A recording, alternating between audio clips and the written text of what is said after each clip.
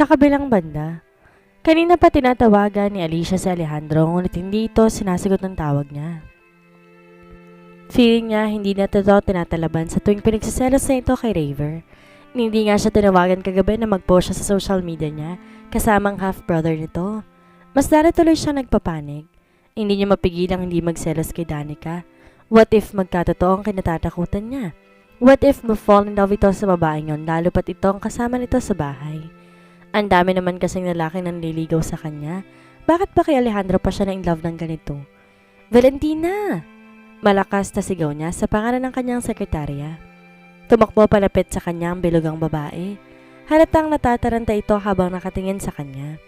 Mama, ipag-uutos po kayo. Ipagtimpla mo ko ng kape. May kasungitang utos niya rito. Kaagad tumalima ang babae. Naupo siya sa kanyang swivel chair habang pinagmamasa ng mga bagong collection ng mga damit na nakahanger. Ilan lang to sa mga designs na ilalabas niya ngayong summer. Kinaingitan siya ng mga kaibigan niya dahil nasa kanya ng araw ang lahat. Successful career, ganda at talino, love life. Kung alam lang ng mga kaibigan nito ang totoong nagaganap sa buhay ko, sigurado pagtatawanan nila ako. Danica's POV. Dad, I'm okay. Pagbibigay assurance si Danica sa ama nang tawagan siya sa telepono. Inayos na rin ni Alejandro yung lock ng pinto. Kamusta naman kayong dalawa? Okay naman po kahit papaano. So far, hindi pa naman kami nagpapatayan. Pabiro ang sabi niya sa ama. Danica? Nagbibiro lang ako, Dad. Pakisamahan mo siyang mabuti, anak. Irespeto mo siya bilang asawa mo. Natawa siya. Kung magsalita ka, Dad, para namang... Anyways, basta mabait siya sa akin, maging mabait din ako sa kanya. Sabi nilang niya dito para hindi na ito magalit sa kanya. Nga para, Dad, musta naman kayo dyan? Eto, nag-e-enjoy ako dito. Namamunga na yung mga bayabas at lansones sa tinanim ko. Uutusan ko yung isa sa mga tauhan ko dito para dalhan kayo ng isang kaing lansones at saka mga gulay. Mukhang willing-willing na kayo dyan, ha, Dad? Alam mo namang buhay probinsya talagang gusto ko eh. Masayang sabi nito sa kanya. Namimiss ko ng luto mo, Dad. Kailan ba kayo ulit papasyal dito? Next month na siguro? Mga anak yung mga baboy ko, kailangan kong bantayan. Mahal niyo pa yung mga baboy niyo kaysa sa akin, ha? Bakit? Buntis ka rin ba? Anang dad niya. Dad naman nagpapatawa pa kayo? Oy, ano naman nakakatawa sa tanong ko? Babae ka, lalaki si Alejandro. Mag-asawa kayo, ano namang katakataka kung mabuntis ka? Kinilabutan siya sa sinabing iyon ng ama. Hay nako, Dad. Buti pa utusan niyo na yung tauhan ninyo mag-deliver ng prutas at gulay dito. Alejandro's POV. This is too much, Alejandro. Yamot na sabi ni Alicia. Tinapon ito sa basurahan ng pulunpon ng mga rosas na binili pa niya sa isang mamahaling flower shop para lamang kalamain ang kalooban ng dalaga. Pakiramdam niya nagiging toxic na ang relasyon nilang dalawa. Di naman ito ganito dati. Bakit kayo masyado na itong nagiging demanding ng oras niya? I can't believe pinagalitan mo ko nang dahil lang sa babaeng yon? Sita ni Alicia sa kanya. I'm sorry, okay? Nag-aalala lang naman ako eh. Siyempre ako yung malalagot kapag may nangyaring masama sa kanya. Paliwanag niya. Oh really? Kaya ba 4 o'clock in the morning natataranta ka ng umuwi sa babaeng yon? Hindi ka naman ganun kaagang gumigising dati ah. Nagdududang sabi nito sa kanya. Bahagya siyang natigilan. Question mark din yon sa kanya. Alicia, pati ba naman yon bibigyan mo ng kahulugan? Hindi ba't sinabi ko na naman sa'yo? Minsan sinubukan ko mag-overnight kina Dan pero nakamonitor pala si Papa sa CCTV doon dahil sa hallway pupunta doon sa kwarto. Kaya alam niyang di pa ako umuwi. Kilala mo naman kung paano magalit si Papa, hindi ba? Very defensive na sabi niya rito. Tsaka alam mo hindi na nakakatawa yung overthinking mo. Napipikong sabi niya rito. Dinampot niya mga bulaklak na tinapon ito sa basurahan. Naisip niya matutuwa si Danica kapag binigay niya ulit ito dito. Kesa naman masayang lang. 5,000 rin ang bili niya dito. Hindi siya gumagastos para itapon lang. Ines na lumabas siya ng shop nito. Alejandro, where are you going? Nag-uusap pa tayo, Alejandro. Danica's POV. For me? Di makapaniwalang sabi ni Danica nang iabot sa kanya ni Alejandro ang bouquet ng mga rosas. Gumagaan talaga ang pakiramdam niya at nagliliwanag ang paligid niya kapag nakakakita ng mga bulaklak. Thank you. Sweet ka pa rin pala kahit papaano. May amusement sa mga mata ni Alejandro habang nakatingin sa kanya o nakatitig sa mas tamang kahulugan ng salita. Bigla tuloy siya nakaramdam ng paru-paro sa kanyang sikmura. Para kasing sinasabi ng mga tingin nito sa kanya na ang sarap sigurong hagkan ng mga labi mo. Patikim nga? Ninenervyos tuloy siya. Danica? Yes. Medyo pumiyok pa siya. What if nang dahil sa irresistible beauty niya ay maging tunay na lalaki si Alejandro? Assuming? Dilig niyang talak ng utak niya sa kanya. Total binigyan kita ng bulaklak, pwede bang ipagluto mo ako ng tinola? Damihan mo ng manok at luya ha? Pagkasabi nun mabilis siya nitong tinalikuran. Nakasimangot na salundan niya ito ng tingin. Bibigyan siya ng mga bulaklak pagkatapos uutusan lang siyang magluto? Wow naman! May kapalit na pala ngayon ng pagbibigay ng mga bulaklak? Sa kabilang banda, sarap pa! Sabi ni Alejandro habang enjoy na enjoy kumain ng tinola na niluto ni Danica. Hindi siya masyadong mahilig sa kanin dahil sanay siya sa Amerika. Nagure at karne at mashed potato lang kinakain niya pag dinner. Pero kapag nandun ang lola niya, pinagluluto siya ng tinola, napaparami ang rice niya. Thank you sa flowers ha. Bilili mo ba talaga yun para sa akin? Tanong nito. Sweet ka rin naman pala kahit na paano. Masayang sabi ni Danica. Kaya espesyal yung niluto kong tinola ngayon. Mas maraming manok at papaya at saka luya. Natahimik siya. Kung alam lang itong tinapon lang ni Alicia mga bulaklak na iyon. Nga pala, lalabas kami ni Rod sa Valentine's Day kung pwede sana. Napangisi siya. Wow, may date kayo? Nililigawan ka na ba niya? Humaba ang uso ni Danica. Go ahead. Kibit balikat na sagot na rito. Di mo naman na kailangan ipagpaalam pa yung lakad ninyo ni Rod. At the same time, hindi ko kailangan humingi ng permiso sa'yo. You go your own way, I'll go mine. Nakangiti yung sabi niya dito. Maliwanag ba? Good, pero sana medyo naging discreet na lang kapag may ka-date ka. I mean, para naman protektado rin iyong, alam mo na, nag-aalala din naman ako sa papa mo at kay daddy. I know, wag ka mag-alala. Alejandro, iniingatan ko rin namang mahuli ako ni papa na may ibang kasama. Anya dito. Good. By the way, bukod sa tinola, ano pa bang Filipino dishes ang gusto mo? Kare-kare, longganisang lokban, adobo, pero I doubt kung makukuha mo yung panlasang gusto ko. Ibang klase kasi si Lola. Puro Lola mo na lang narinig ko sa'yo ah. Bakit yung mama mo hindi nagluluto? Nawala ang mga ngiti niya. Nagkaroon kasi ng depression si mama noon, kaya hindi niya kami masyado na asikaso. Huminga siya na malalim. Change topic na nga tayo. Nasisira lang ang mood ko kapag naalala ko yun. Anya dito. Mas lalo lang tumindi ang galit niya kay River kapag naalala niya nangyari sa mama niya noon. Dahil sa sobrang depression nito simula nang malaman nito na nabuntis ng papa niyang best friend nito. Natatandaan niya, 10 years old sila ni Adam na isugod sa ospital ng mama niya dahil sinusuko na nito ang kinakain. Ayaw nang tanggapin ng katawan nito ang mga pagkain. Naging anorexic ang mama niya for a while. Galit na galit siya sa papa niya kaya habang lumalaki, nagre-rebelde siya sa papa niya. Pero mas lalo'y galit siya kay River at sa ina nito. Hindi sana magkakasakit ang ina niya kundi dahil sa ahas na nanay ni River. Kaya natanim na sa utak niya ang matinding galit niya kay River. Lalo pa nang sabihin sa kanya noon ng mama niya na dapat kalaban ang turing niya kay River. Di niya dapat hinahayaang magpunta dito ang lahat ng mga bagay na dapat sana ay para lang sa kanila ni Adam. At ang dahil din kay River, naglagay siya ng alanganing sitwasyon nito. Peste, I swear. Hindi ko papayagang mapunta sa iyo ang para sa amin ni Adam.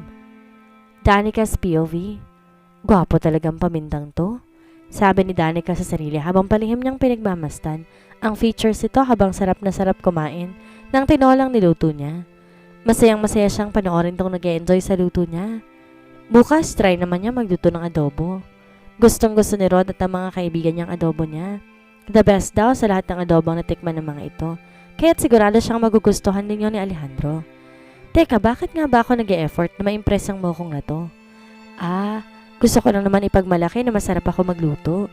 Na may galing naman akong tinatago kahit na papaano. Napa-ismid siya. Excuse me, hindi naman sa pagmamalaki. Marami nagkakagustong gwapo sa akin. No? Isa na si Rod, kaya bakit ako ma-inlove sa pamintang to? Kung ma-inlove man ako doon sa tunay na lalaki, no? At least sa tunay na lalaki may pag-asang ma-inlove din siya sa akin. Sa pamintang to. Mamamatay na lang akong dilat ang mata kakaasa. Teka, bakit nga ba napaka-defensive ko? Naiinis sa sariling tumayo siya at kumuha ng tubig sa fridge. Tumunog ang cellphone niya. Hindi sana muna niya yun sasagutin hanggat hindi pa siya natatapos kumain. Pero makulit ang tumatawag. Dayan? Tuloy ba tayo bukas? Out of the country si Rod eh. Sagot niya. Bakit di ba tayo pwede magkita-kita kung wala siya? Pwede naman. Saan ba? Diyan na lang sa inyo. Miss ko ng luto mo eh. No! Napalakas na pagkakasabi niya. Utang na loob, Alejandro.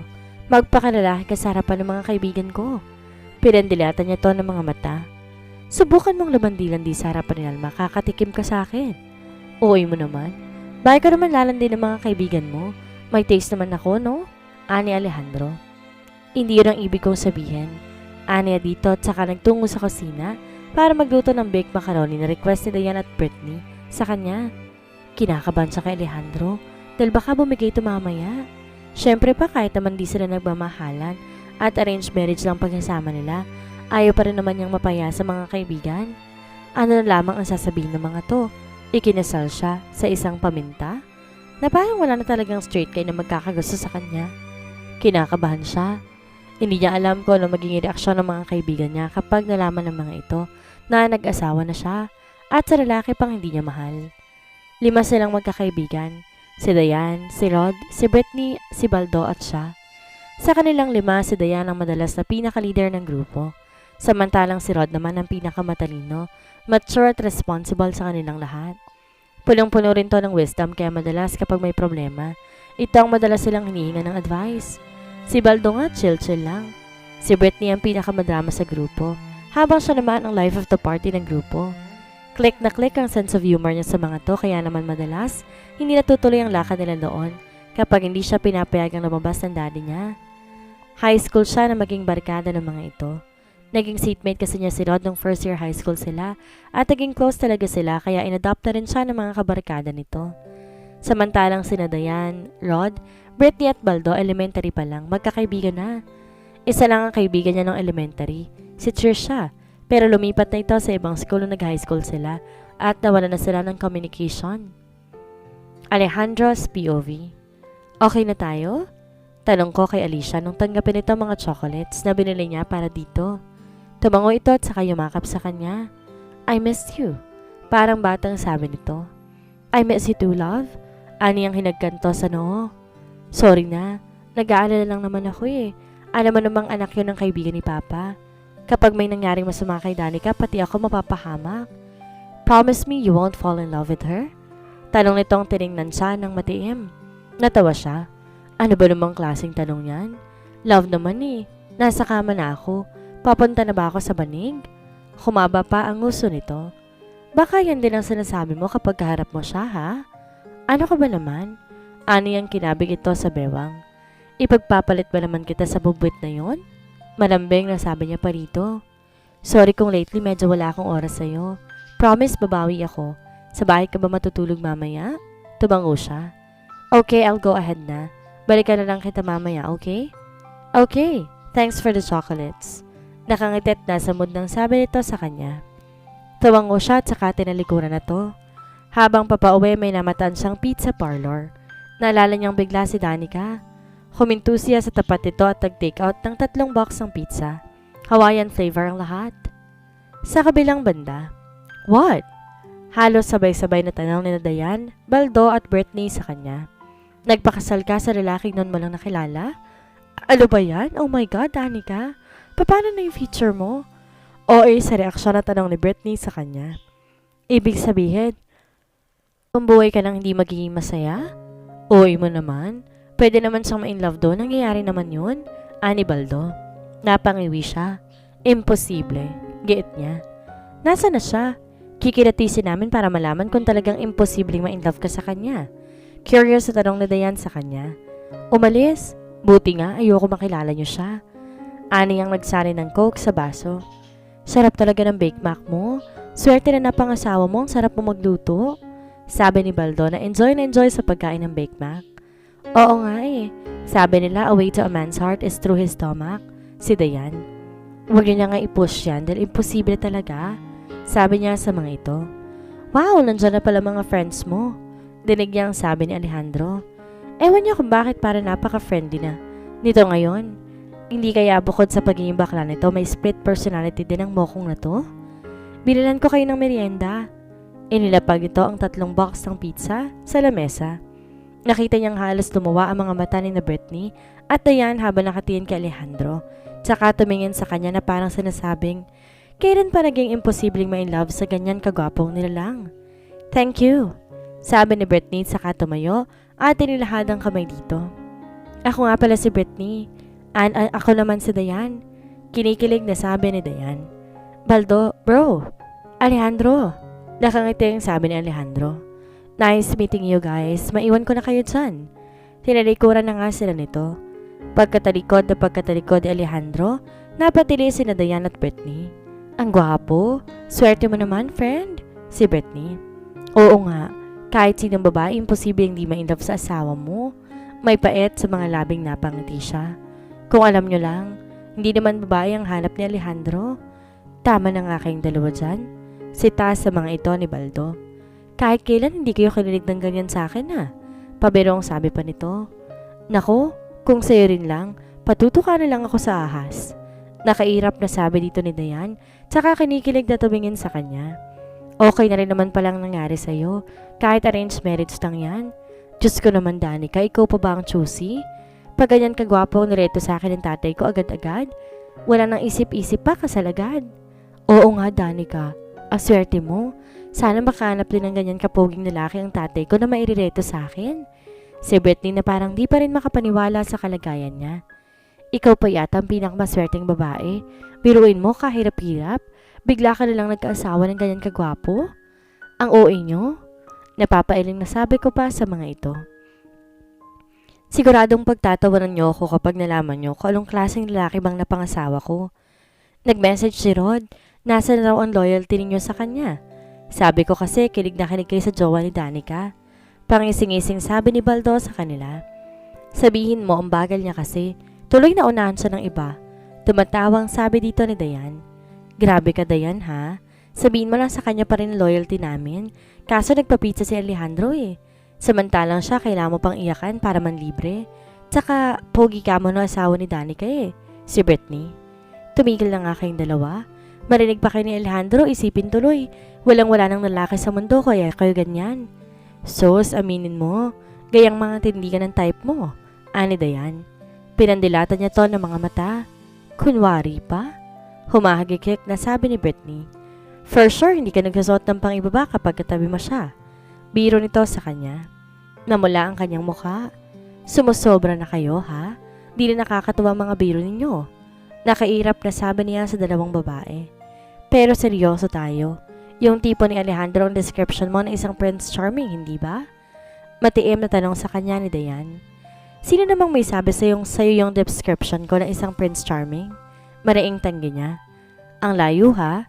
Tsaka kapag nakilala niyong mabuti si Alejandro, sigurado, matuturn off kayo. Mukha namang mabait Kita mo nga nag-abala pang bilan tayo ng pizza? Ani Dayan. Nabilan lang ng pizza, mabait na kaagad? Si Baldo. Hello? Ilang beses ko na kayo nabilan ng hotdog at fishbowl, pero hindi niyo ako sinabihan ng ganyan. Pinandilatan to ng mga mata ni Britney. Baldo, bait at itsurang pinag-uusapan namin dito. Sa kabaitan nga, sablay ka na. Sa kagapuhan pa kaya? Kaya manahimik ka na lang, okay? Sakit mo magsalita Tingnan ko lang kapag tumandang dalaga ka, sa akin ka rin babagsak. Sagot ni Baldo dito. Nek-nek mo? Bagay kayo. Kantsaw niya sa dalawa. Sabay pang umakti ang mga to na parang masusuka. Nagkatawanan sila ni Dayan. Uy, pero seryoso ha? Ibigay mo na lang siya sa akin kung ayaw mo sa kanya. Sabi ni Dayan. Kung pwede nga lang sana. Sabi niyang napabuntong hininga ng malalim. Paano magiging Prince Charming ang gaya ni Alejandro? Gusto nga nito maging prinsesa. Sa kabilang banda. Ma? Nataranta si Luisa na marinig ang boses ng anak. Adam, my God, alalang-alala ako sa'yo. Kung kani-kanino kita hinahanap. Ma, I'm okay. Tinawagan ko lang kayo para ipaalam na okay ako. Kamusta nga pala si Alejandro? Hindi pa po ba kayo nagkakausap? Hindi pa Ano ho bang nangyari? Nang lumayas ka, si Alejandro ang pinilit ang papa na magpakasal kay Danica. Oh my God! Bulalas nito. Mahawag niyong sabihin kay Alejandro na nagkausap tayo. Malalagot ako sa kanya. Itinuloy rin pala ni Papa ang plano niya. Oo, wala nagawa si Alejandro kung hindi tatanggalan kayong dalawa ng mana ng Papa mo. Malungkot na sabi niya sa anak. Nagsakripisyo si Alejandro para sa inyong dalawa. Mas lalo tuloy ako nagigilty, ma. Siguradong hindi ako mapapatawad ni Alejandro. Nagpapanik na sabi nito sa kanya. Relax, Adam. Alam mo naman kung gaano kakamahal ang kapatid mo. Hindi ka rin na matitiis. Pero naaawa ko sa kanya. Matatali siya sa babaeng di naman niya mahal. Nag-aano lang sabi nito. Kinausap ko na si Alejandro tungkol sa bagay na yan. Sabi ko, hintayin niya lang na masarin ng papa mo sa inyong magkapatid ang mana at ang kumpanya. Then pa pwede niya nang hiwalayan si Danica. Nakikita ko na ang buhay ngayon ni Alejandro kasama ng babaeng yon. I know she's not Alejandro's type. Tila awang-awang sabi pa nito. Why not? Maganda si Danica. Charming at mukha namang mabait. But you know Alejandro, ma? Ano to? Ang layo naman ng personality ni Alicia sa Danica na yon, no? I don't think so. By the way, nasan ka ba? Bakit di ka pumasyal dito? Miss na kita. Natatakot ako kay Papa, ma. Anong dapat mo ikatakot? Sinunod na ni Alejandro ang responsibilidad mo. Piyadong di na yun galit sa'yo. Saka na lang siguro, ma. Basta kapag may balita, dito niyo ako tawagan, ha? And please, ma, huwag mo munang sabihin sa kanila na may communication tayo. Basta sobrang okay ako. I love you. Danica's POV. Maaga pa lang nakapagbihis na ng bahay si Danica. Pagkatapos maglinis ng bahay, pumasyal siya sa 3 talyer nila para i-check ang kanilang mga tauhan. Puno ng sasakyan ang shop nila sa Pasay. May 5 silang tauhan doon. Samantalang sa branch nila sa Pasig may 4 silang tauhan. At sa Mandaluyong, 5 rin ang mga tauhan nila. Dumating na po bang lahat ng mga car accessories natin, Mang Andoy? Tanong niya kay Mang Andoy. Ito ang pinagkakatiwala ng daddy niya sa pamamahala dito sa Pasay. Ito kasi ang main branch nila kaya dito lahat bumabagsak ang mga car accessories, batteries at tires at samot-saring paninda nila na may kinalaman sa sasakyan. Oo, Danica. Nga pala ang tagal na sa Batangas ng ama mo ha. Mukhang may chicks na siya doon ha. Pabirong sabi nito sa kanya. Di na iba ang tuling nito sa kanya kaya kabiruan na rin niya ito. Naku, sana nga po magdilang anghel kayo. Gusto ko rin naman maging happy ang love life ni Daddy. Ibig sabihin pumapayag ka na mag-girlfriend ng Daddy mo? Opo naman, sagot niya rito. Maya-maya tumunog ang cellphone niya. Hello Rod, I'm back. Masayang balita nito sa kanya. Dapat lang dahil may date tayo bukas, no? Kahapon pa ako nag-aalala, akala ko hindi ka makakabalik ka agad eh. Pwede ba naman yun? Pinasok na naman ng kapilihan si Danica. Nagsuot siya ng kulay red na lingerie. Laking gulat ni Alejandro na lumabas siya sa banyo na gano'n ang kasuotan. Ano na namang pumasok sa utak mo? Diba ang sabi ko magsuot ka na makapal na pantulog kapag nandito ako? Napangisi siya. Lumapit siya dito. Nangaakit ang kanyang mga mata. Valentine's Day na bukas. Baka gusto mong mag-advance date tayo. Pwede ba, Danica? Anitong tumayo. Tigilan mo na nga ako sa mga kalokohan mong yan. Iritadong sabi nito sa kanya. Ang lakas ng tawa niya. So tagumpay ako. Naiinis na naman kita kaya tsupi. Doon ka sa labas ng kwarto matulog kung ayaw mong tanggalin ko tong suot ko. Hindi ka nakakatawa. Sabi nitong yamot na lumalabas ng kwarto. Ang lakas ng tawa niya. Alfredo's POV. Naiiritang nahiga si Alejandro sa sofa. Ano na naman kayang sumanib sa lokaret na babaeng yon? Konting-konti na lang malapit ng masagad ang pasensya niya. Kapag hindi na talaga siya nakapagpigil, papatuloy niya ng babaeng yon. Tingnan lang niya kung hindi nito pagsisiyan ang ginawa nitong pang-aasar sa kanya. Nag-init na naman ang buong katawan niya nang maalala ang ayos nito. Bakit para naglalaway siya? Peste? Tinakpan niya ng unan ng mukha pero hindi siya komportable na matulog sa sofa, kaya bitbit ng unan bumalik siya sa kwarto. Nagulat si Danica pagpasok niya. Bakit nandito ka? Di ba sa sofa ka na matutulog? Tanong nito sa kanya.